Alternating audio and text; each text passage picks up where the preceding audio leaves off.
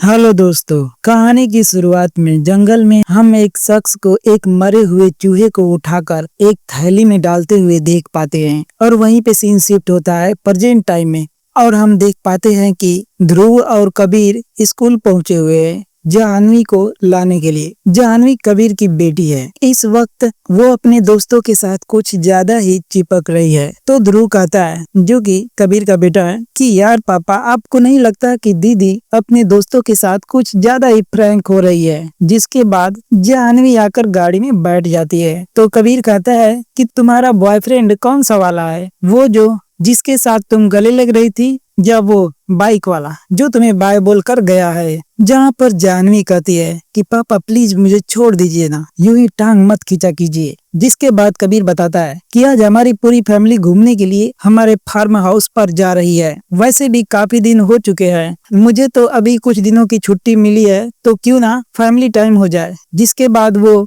घर पहुंच जाते हैं। अब यहाँ पर हम उसकी वाइफ ज्योति को देख पाते हैं। जाह्नवी अपनी मॉम ज्योति से कहती है कि मॉम, थोड़े दिनों के बाद हम सभी दोस्त एक गोवा ट्रिप प्लान कर रहे हैं, तो क्या मैं अपने दोस्तों के साथ जा सकती हूँ। जहाँ पर ज्योति कहती है कि ये तो तुम्हारे पापा ही जाने, तुम दोनों आपस में बातचीत कर लो। लेकिन जाह्नवी को उसके पापा जाने से मना कर देते हैं। जाह्नवी काफी रिक्वेस्ट करती है तो कबीर एक बात पर मान जाता है और कहता है कि ठीक है, मैं तुम्हें जाने तो दूंगा, मगर तुम्हें 24 घंटे अपना फोन ऑन रखना पड़ेगा और लाइव लोकेशन भेजते रहना होगा जब भी कहीं पर जा रही हो। तब इसी के साथ हम ध्रुव को भी देखते हैं, जो कि एक यूट्यूबर होता है। वो अपनी वॉइस रिकॉर्ड करके कुछ वीडियो एडिट कर रहा होता है। ये सारी चीजें बैठकर कबीर देख रहा था। जिसके बाद ये लोग अपना फैमिली टाइम स्पेंड करने के लिए निकल पड़ते हैं। ये लोग अमीर भी होते हैं, काफी अच्छे खासे। इसके बाद कहानी का एक मेन कैरेक्टर हमें दिखाई देता है, जिसका नाम वनराज है।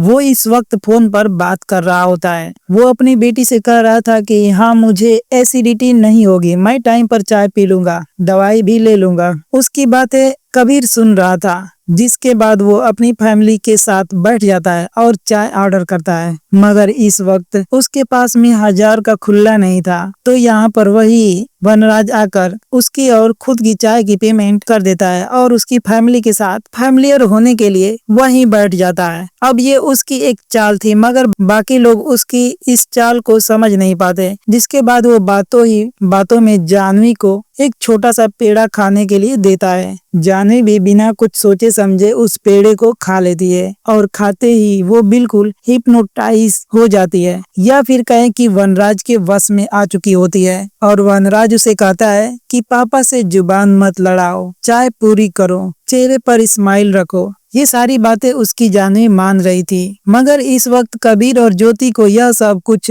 समझ नहीं आता और ये लोग निकल पड़ते हैं अपने फार्म हाउस की तरफ। रास्ते में जाते वक्त वनराज जाह्नवी के पास जाकर उसे एक बिस्किट का पैकेट देता है और कहता है कि घर में घुसने से पहले इस बिस्किट के पैकेट को खा लेना। जाह्नवी ठीक ऐसा ही करती है। वह घर जैसे ही पहुंचती है, उस बिस्किट के पैकेट को खाकर पैकेट वहीं गाड़ी में ही छोड़ आती है। देन ये पूरी फैमिली अपने फार्म हाउस पर थी और एंजॉय कर रहे थे मस्त स्विमिंग पूल में, कि तभी थोड़ी देर बाद ये वनराज वहां पहुंच जाता है। ज्योति उसे देखकर परेशान होती है, सोचती है कि भाई ये आदमी आखिर हमारा पीछा क्यों नहीं छोड़ रहा। पहले ढाबे में आकर बैठ गया, अब सीधा घर ही आ गया। जहाँ पर वनराज का कहना था कि मैं यहाँ से निकल रहा था कि मेरा फोन डिस्चार्ज हो गया, मुझे मेरे घर पर बातचीत करनी है, तो इसीलिए मैंने फोन चार्ज करने के लिए यहाँ पे आ गया। सोचा कि यहाँ से निकल ही रहा हूँ तो आप थोड़ी मदद कर देंगे। तभी यहाँ पर कबीर भी आ जाता है और कहता है कि हाँ ठीक है ज्योति, कोई बात नहीं, इनका फोन डिस्चार्ज हो गया है तो चार्जिंग पर लगा दो। और तभी वहाँ पर जाह्नवी भी आ जाती है। तो वनराज जो अपना बचा हुआ काम था उसे पूरा करना शुरू करता है,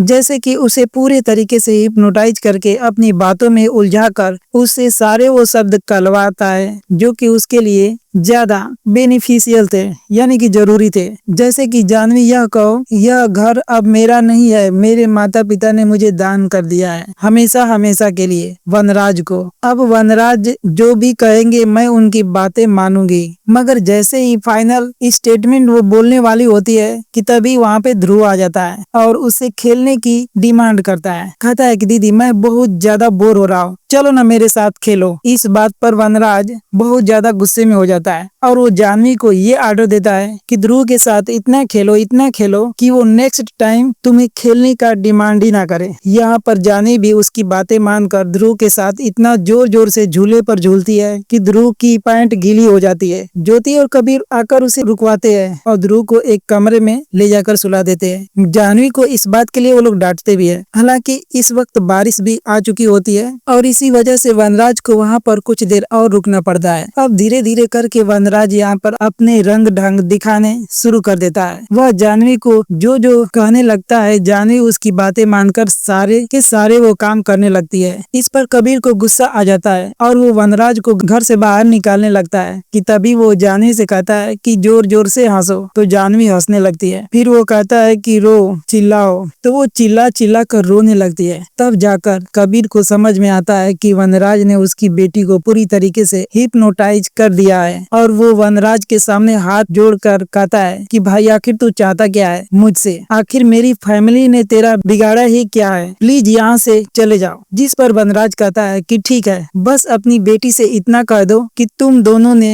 अपनी बेटी को मुझे दान कर दिया है और अब हमेशा के लिए मैं उसे जो कहूँगा वो वही बात मानेगी और अब यह मेरे साथ चलेगी। जहाँ पर ज्योति और कबीर दोनों ही इस स्टेटमेंट को कहने से मना कर देते हैं, तो इस बात पर वनराज को और ज्यादा गुस्सा आ जाता है और वह जानवी से उल्टे सीधे काम करवाने लगता है। जैसे कि जानवी को चाय का पत्ती खाने का आदेश दे देता है और वो पत्ती खाने लगती है और कहता है कि अपने आप को जोर जोर से चाटे मारो और वो खुद को चाटे भी मारती है। जब कबीर उसे छुड़ाने जाता है तो वो उसे भी एक चाटे लगा देती है। जानवी का फोन जब पानी में गिर गया था तो उसकी माँ ने उसके फोन को चावल के डिब्बे में छुपा कर रख दिया था, तो वो जाकर किचन में फोन निकालकर पुलिस स्टेशन फोन लगा देती है। तो थोड़ी देर बाद पुलिस इनके घर पर पहुंचती है, लेकिन जैसे ही पुलिस आती है तो घर पर सब कुछ नॉर्मल पाती है, जैसे कि मानो कुछ हुआ ही ना हो। पुलिस वाले कहते हैं कि भाई मुझे आपके ही नंबर से कई बार फोन आया था, आप लोग किसी प्रॉब्लम में तो नहीं है? तो कबीर और ज्योति कहते हैं कि नहीं सर, हम तो बस यहाँ पर खाली लाउड म्यूजिक में गाने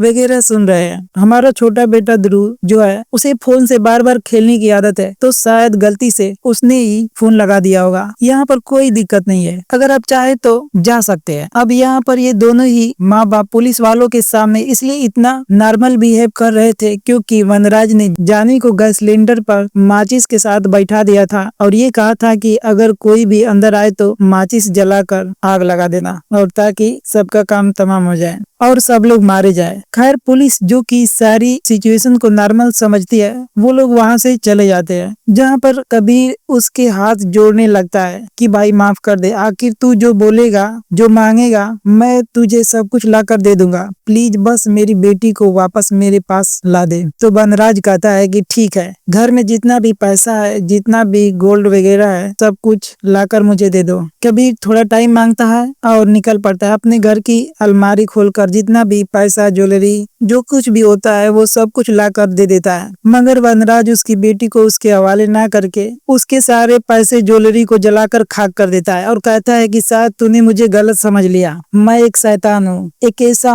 तांत्रिक हूँ जो कि अब इस पूरी दुनिया को अपने बस में करने वाला है और इसके लिए मुझे तेरी बेटी की जरूरत है। तेरे पास और कोई भी रास्ता नहीं बचा है, अब अपनी बेटी को मुझे दान कर दे और मैं यहाँ से निकल जाऊंगा और जब तक तू ऐसा नहीं करता तब तक तमाशे देखेगा। अब नहीं चाहते हुए भी कबीर और ज्योति को वनराज की तमाशे देखने ही पड़ते हैं, जहाँ ये दोनों चुप ही बैठे होते हैं और वनराज जानवी को नचाता जाता है और कहता है कि तब तक नाचो जब तक पैरों में थककर जान न निकल जाए। इस तरीके से माँ बाप अपनी बेटी को नहीं देख पाते हैं और रोते रोते अपने कमरे में चले जाते हैं कि तभी कबीर को एक दिमाग में प्लान आता है और हम देखते हैं कि ज्योति पहुंची होती है वनराज के पास में और उसे कहती है कि नाच नाच के जानवी थक चुकी है, इसकी जान निकल जाएगी, इसे 2 मिनट बैठने तो दो, मैं पानी इसे पीने के लिए ला रही हूँ। मगर वनराज उसे ये आर्डर देता है कि अगर कोई भी मेरे पास में आए तो उसे चाकू घोंपकर मार डालना और अब जानवी चाकू लेकर वहीं खड़ी हो जाती है। थोड़ी देर बाद में जब कबीर नीचे पहुंचता है तो उसके हाथ में चाकू होता है। अब कहीं ना कहीं जानवी भी अपने फादर को ये कहना चाहती है कि आप पास में मत आओ, पता नहीं मैं आपको चाकू मार दूं क्योंकि मैं अपने बस में नहीं नहीं हूँ, और वो कुछ कर भी नहीं पाती है। इतनी ज्यादा डर चुकी होती है कि वह वहीं पे पेशाब कर देती है। यह बताकर कबीर अपनी पत्नी ज्योति को बताता है, तो ज्योति बहुत ज्यादा गुस्से में नीचे आती है और वो आकर वनराज से कहने लगती है कि आखिर तुम इतने निर्दयी कैसे हो सकते हो। बच्ची ने पैंट में सुसु कर दिया है, कम से कम उसे चेंज करवाने के लिए तो मुझे लेकर जाने दो। मगर वनराज इतना ज्यादा कमीना था कि वो कहता है कि जानवी यही पैंट उतार दो। अब जानवी यही पैंट ना उतार दे, इसीलिए उसकी माँ उसे रोकती है। अब तो उसे बहुत ही ज्यादा गुस्सा आ चुका होता है और वो वनराज के ऊपर भिड़ पड़ती है, मतलब कि लड़ाई कर लेती है। और इसी वक्त पर कबीर भी उस पर टूट पड़ता है और उसे मारने की कोशिश करता है और उसे बोलता है कि आखिर तुम चाहते क्या हो, कि क्या मेरी बेटी तुम्हारे साथ चली जाए, हमेशा तुम्हारे साथ में खुश रहे, मैं अपनी बेटी का दान कर दूं। अब यहाँ पर कुछ ऐसे डायलॉग होते हैं कि वनराज बोल पड़ता है। वो क्या बोल पड़ता है मैं आपको कहानी के एंड में बताऊंगा। और अब जैसा कि उसने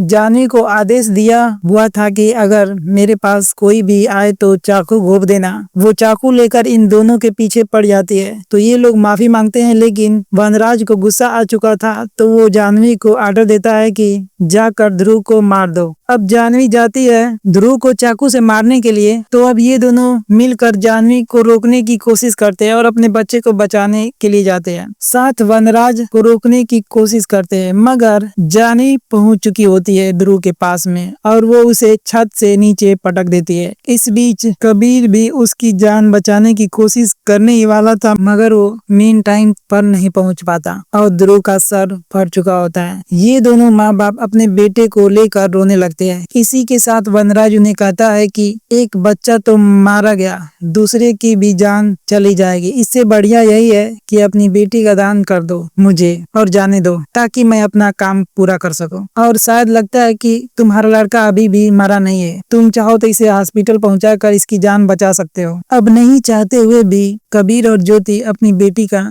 दान करते हैं, मगर कबीर इस वक्त भी हिम्मत नहीं हारा होता है। वो ज्योति को कहता है कि ध्रुव को हॉस्पिटल लेकर जाओ, इसको मैं देखूंगा, और वो साइकिल लेकर निकल पड़ता है वनराज के पीछे। अब यहाँ हम वनराज को देख पाते हैं, जो कि इस वक्त एक जंगल में पहुंचा होता है और यहाँ पर उसने जानवी जैसी 107 कन्याओं यानी कि 107 लड़कियों को अपने वश में कर रखा होता है। कोई तो पता नहीं कितने दिनों से झूले पर झूल रही होती है और कोई उठक बैठक लगा रही थी, कोई पागलों की तरह हरकतें कर रही थी। जहाँ वनराज कहता है कि अब वक्त खत्म हो चुका है, अब मेरे साथ में चलो, आज आखिरी रात है। जिसके बाद हम वनराज का असली रूप देख पाते हैं, जो कि बन चुका होता है एक शैतान। यहाँ पर वनराज ने 107 काली गुड़िया और एक लाल गुड़िया बनाकर रखी होती है। जो 108वां गुड़िया थी, उसका प्लान यह था कि वो इन सबकी बलि इस अग्निकुंड में देगा, क्योंकि अभी तक उसे अगर किसी को वश में करना होता था तो कोई पेड़ा या लड्डू खिलाना पड़ता था, तब जाकर के कोई भी उसके वश में आता था और इसकी बात मानता था। लेकिन जैसे ही ये अपना ये तंत्र विद्या पूरा करेगा